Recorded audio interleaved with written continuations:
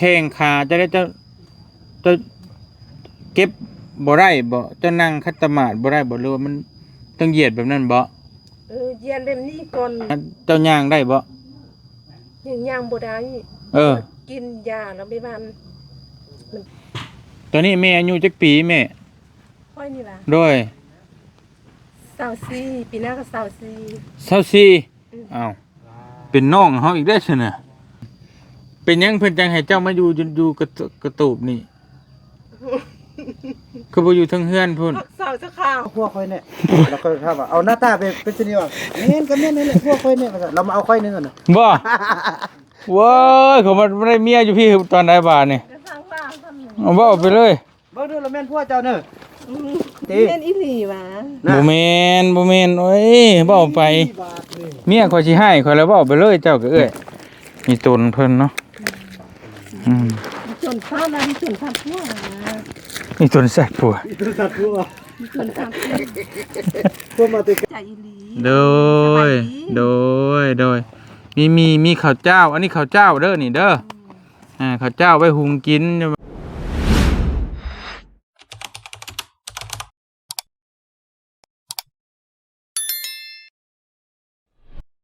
กี้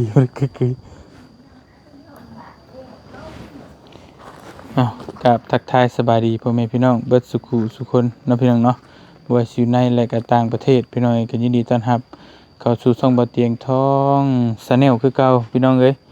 มื้อนี้เฮาก็ยังอยู่บ้านกลางเนาะเมืองเพียงแขวงไสยะคือเก่าทางทีมงานว่าสิพาไปเบิ่ง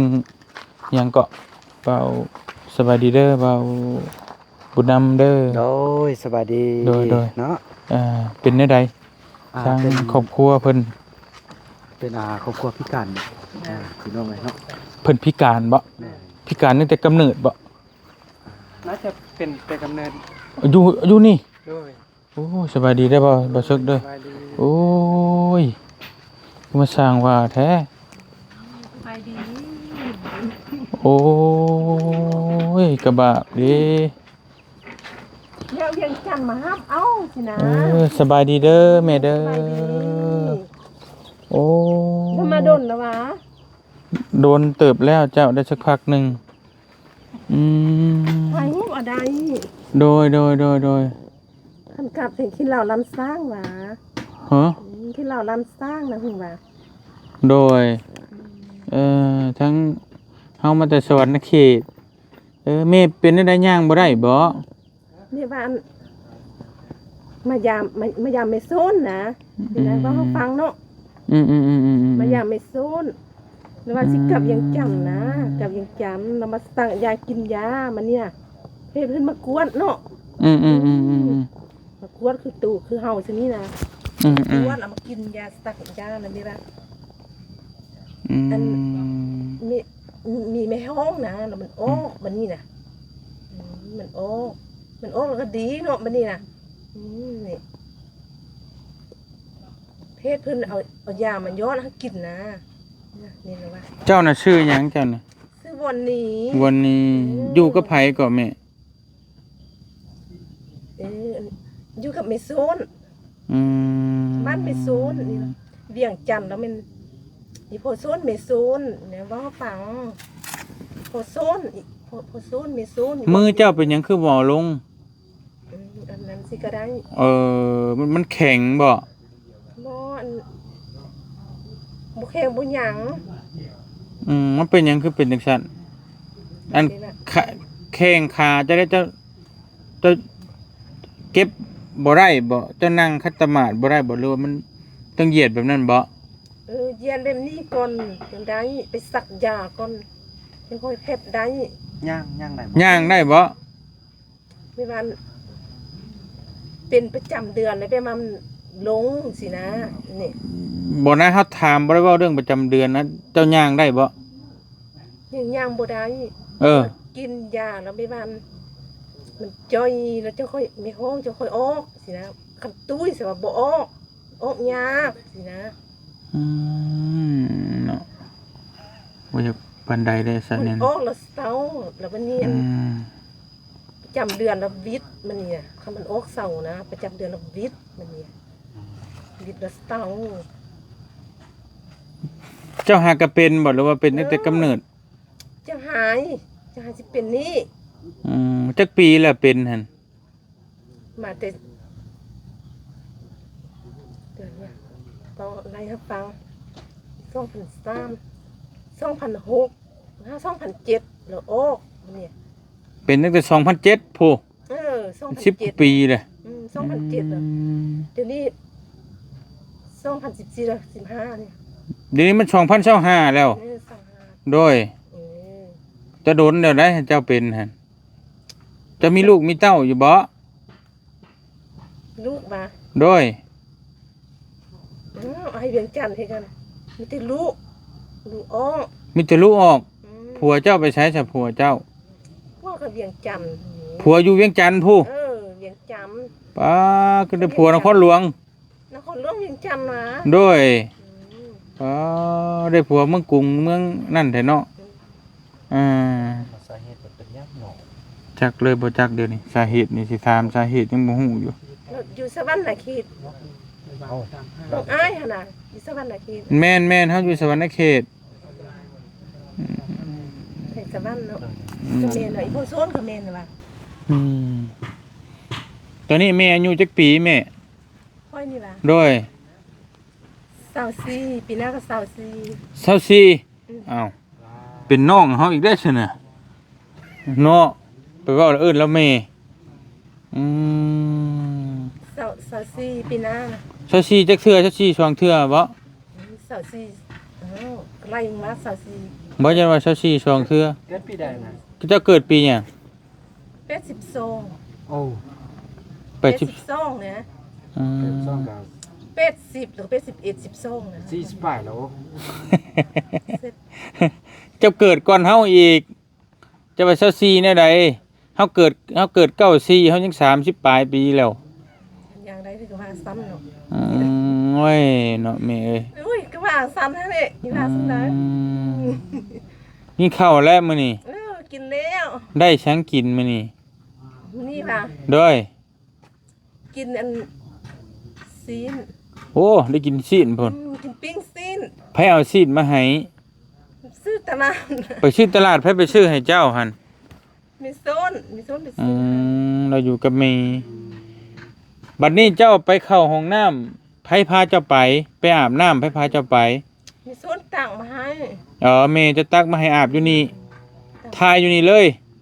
แล้วก็ล้างออกไป ล้างไปอยู่นี่เลย โอ้เฉพาะจังพักงามเนาะแถวนี้ ผักเสาสะขาวเนี่ย บนเทจะไปพักอีเซ่ซะนะ บ่อนพักเท่ๆเจ้าจะไปพักอยู่ไส แล้วก็เวียงจันทน์มา เอาไปพักอยู่เวียงจันทน์พูสิไปแนวใดดะบัดนี้ จะเจ้าหันวะมันเนี่ย ฮะ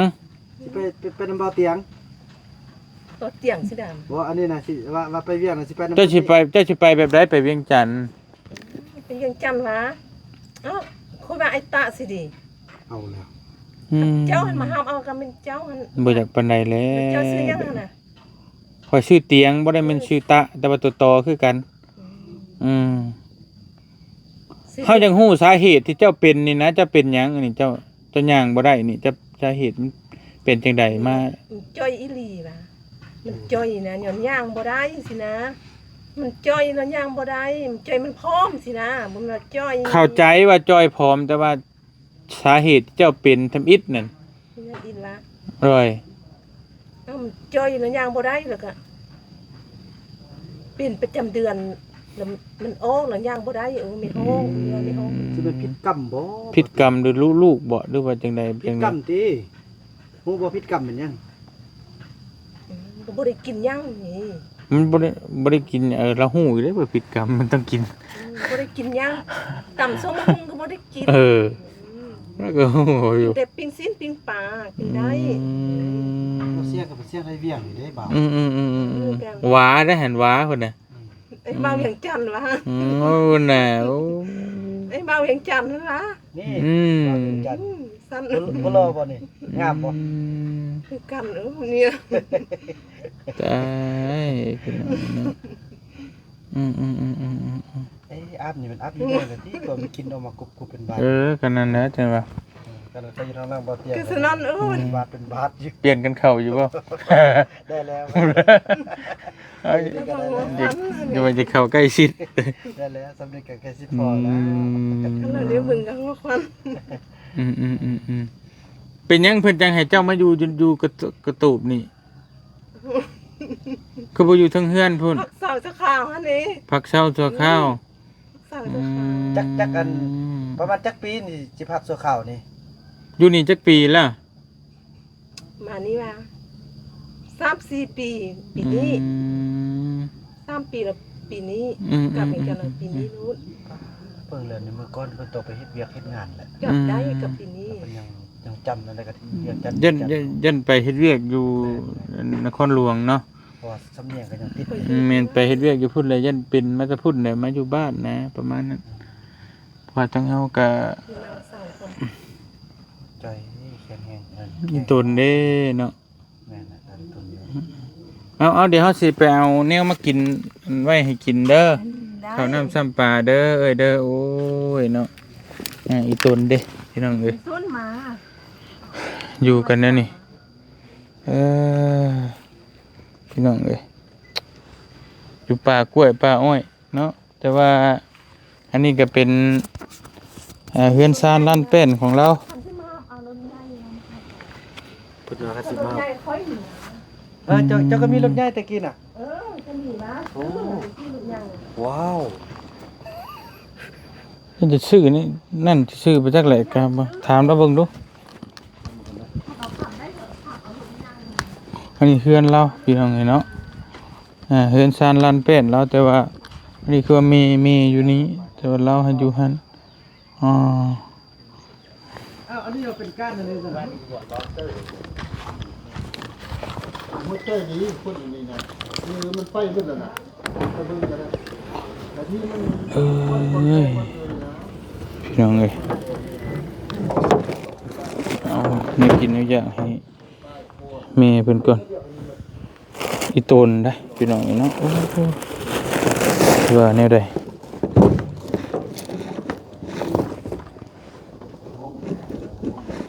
รถไปบ่ได้นี่แต่อีโตน ใส่ต้นนั่นนะวันนี้จะได้เป็นต้น โอ้ย ที่นำ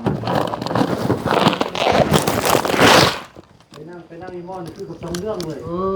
นั่นอยู่ในบ้านเลยกับบอลเลยนะเอาไปจับกล้วยบ่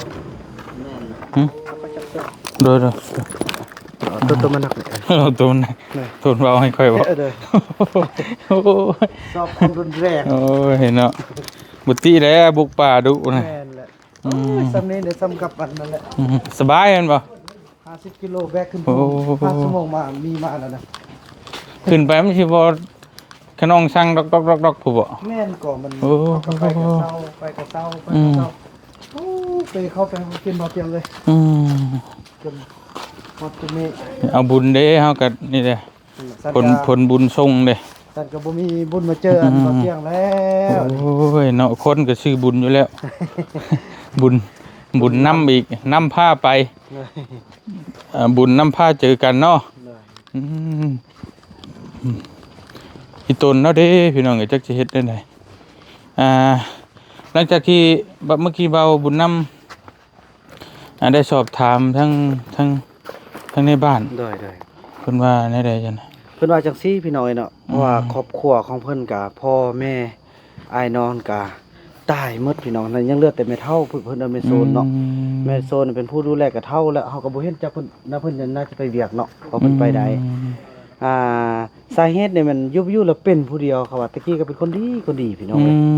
เป็นคนดีแล้วก็มีสติปัญญาคือกับคนทั่วไปเฮานี่แหละ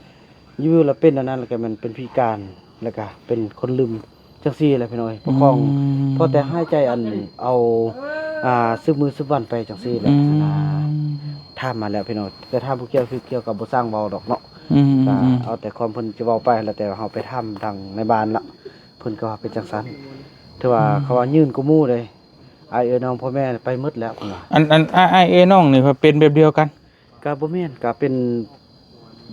อันเป็นพยาธิเป็นเก็บ อ๋อเป็นทั่วไป โดยเป็นทั่วไป เป็นทั่วไปแต่ว่าเป็นมาแล้วก็เสียชีวิตเป็นมาเสียชีวิต แม่น แต่ว่าเราเป็นนี่10กว่าปีแล้ว แม่นแหละ ถามจากอันทางในโฮมบ้านเพิ่น โดย เนาะพี่น้องเนาะเพิ่น คือเมโซนหรือว่าเมทัลนั่นแหละอันเมทัลก็บ่ฮู้ว่าเมทัลเป็นเพิ่นว่าเมโซนเท่าเนาะเป็นผู้ดูแลแล้วก็อาบน้ำอาบในคือเพิ่นว่านั่นแหละแล้วก็ซองอยู่ซองกินมาให้กินเพราะเพิ่นก็ไปบ่ได้แล้วเด้ โอ้คนลืมถุงยางชีพไปเอาถุงยางชีพมาเด้อครั้งหนึงเด้อบ าทแน่ เฮ็ดอะไร เพิ่นว่าเจ้าเป็นผัวลาว เฮ้ย ว่าแม่นนั่นแหละบ่ต้องตัวซั่น เอ้า ตามเล่นอันเดียวแล้วก็แม่นแท้แหละมาเอาควายแท้แล้วซั่นว่า ยุ่งขนาดบ่ดิแม่นนั่นแหละ กำ แล้วค่อยว่าเสียว่าอันว่าบ่เป็นผัวค่อยเด้อสินะเนาะแล้วว่า อ่า แล้วค่อยละถามว่ามันผู้ใดแล้วผู้นั่งรูปเจ้าเมื่อกี้นะก็แม่นบ่เตียงเลยเนาะเอาอันนั้นบ่เตียงเพิ่นมาช่วยเฮาบ่พวกค่อยเนี่ยแล้วค่อยถามว่าเอาหน้าตาเป็นสินี่ว่าแม่นก็แม่นนั่นแหละพวกค่อยเนี่ยว่าซั่นเรามาเอาค่อยนึงก่อนน่ะ บ่เว้ยเขามันได้เมียอยู่พี่ตอนใดบาดนี่ กระทั่งว่าทำอย่าง เอาบ่เอาไปเลย เบิ่งดูแล้วแม่นผัวเจ้าเด้อแม่นเนี่ย ตังว่า แม่นบ่บ่แม่นติ เป็นอีหลีวะ บ่แม่นโอ้ยบ่เอาไป บาทนี่ เมียข่อยสิให้ข่อยแล้วบ่เอาไปเลยเจ้าก็เอ้ยเอาห่อของมาฝากเด้อโดย ใช่บ่ เฮ็ดจังไดเด้พี่น้องเอ้ยเนาะเจ้าตะติงได้อยู่บ่แข้งขาจะติงได้บ่ ดินสินี่ได้ อื ดินสินี่ได้ มือได้กินข้าวได้บ่ จับสินี่ได้ โอ้ได้อยู่อืม บ่แม่นเด้ออันนี้บ่เป็นผัวเจ้าเด้อมันบ่เตียงเด้อ เมนก็ได้ เพิ่นมา ผู้ ช่วย เมน เฮา ก็ได้อีหลีวะมันกับอย่างจันดีเว้าคล้ายที่จันดี แล้ว อันผัวเจ้าอยู่เวียงจันทน์บ่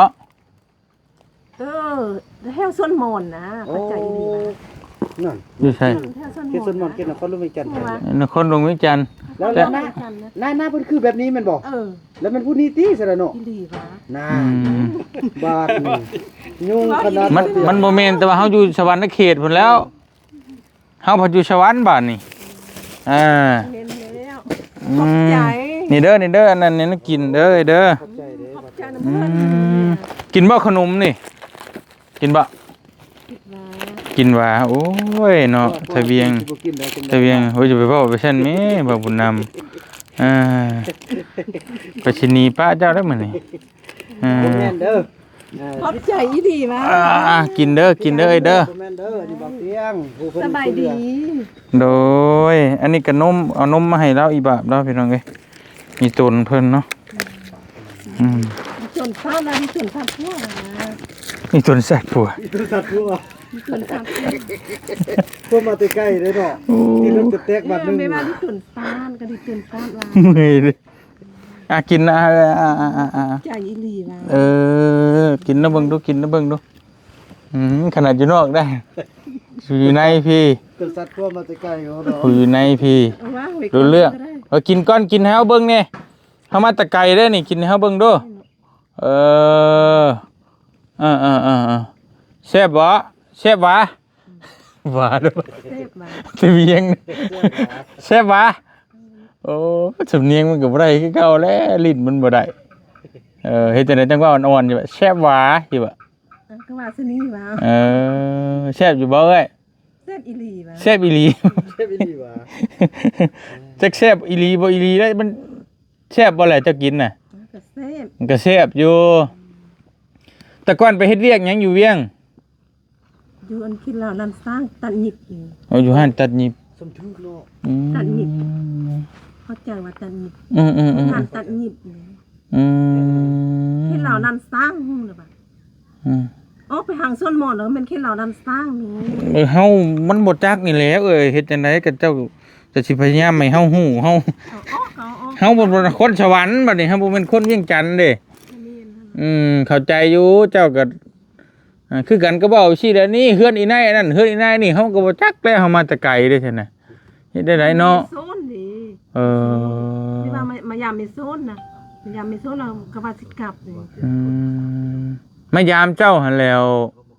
เล่นดี